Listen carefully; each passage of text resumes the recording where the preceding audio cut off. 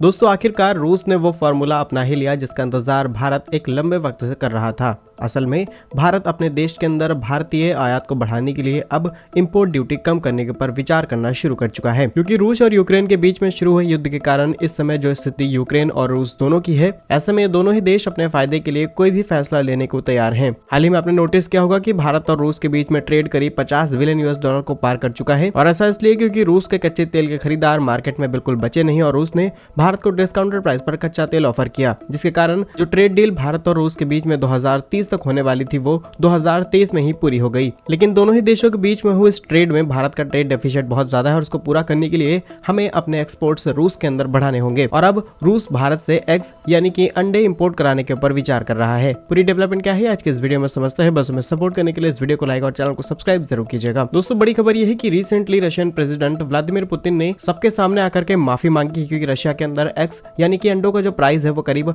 40% तक बढ़ चुका है। और टाइम्स ऑफ इंडिया का आर्टिकल आप देख सकते हैं, यहाँ पर इस बात को क्लियरली मेंशन किया गया है। लेकिन युद्ध शुरू होने से पहले रशिया काफी अच्छी कंडीशन में था। रशिया करीब 17 देशों को एग्स यानी कि अंडे एक्सपोर्ट करता था। इसमें शामिल है कजाकिस्तान, मंगोलिया, यूक्रेन, यूएई और कई यूरोपीय देश। और अब बात करते हैं कि भारत के साथ में इंपोर्ट ड्यूटी कम करने पर विचार क्यों किया जा रहा है। तो भारत भी काफी बड़ा एग एक्सपोर्टर माना जाता है। आज भारत करीब 24 देशों के अंदर एग्स एक्सपोर्ट करता है, जिसमें शामिल है Oman, Maldives, Kuwait, Qatar, Bahrain, Iraq और ईरान जैसे देश। और अगर आप ध्यान से देखेंगे तो पाएंगे इस लिस्ट में कई ऐसे देश हैं जो इस समय भारत के साथ अपने रिश्ते लगातार खराब कर रहे हैं। इसमें शामिल है कतर और मालदीव्स। तो इस समय भारत के पास ये गोल्डन अपॉर्चुनिटी है कि भारत इन देशों को एग सप्लाई रोक करके रशिया जैसे देशों के अंदर एग एक्सपोर्ट करना शुरू कर दे, जहाँ से भारत को अच्छी कीमत भी मिलेगी। और इस समय रशिया के अंदर फूड सिक्योरिटी भी एक बड़ी प्रॉब्लम बनती चली जा रही है। अगर इस सिचुएशन में भारत रूस की मदद करेगा तो डेफिनेटली रूस आगे चल के भारत के लिए कई और नए रास्ते खोल सकता है। फिलहाल टॉप एग एक्सपोर्टर कंट्रीज की बात की जाए तो उसमें शामिल है नीदरलैंड,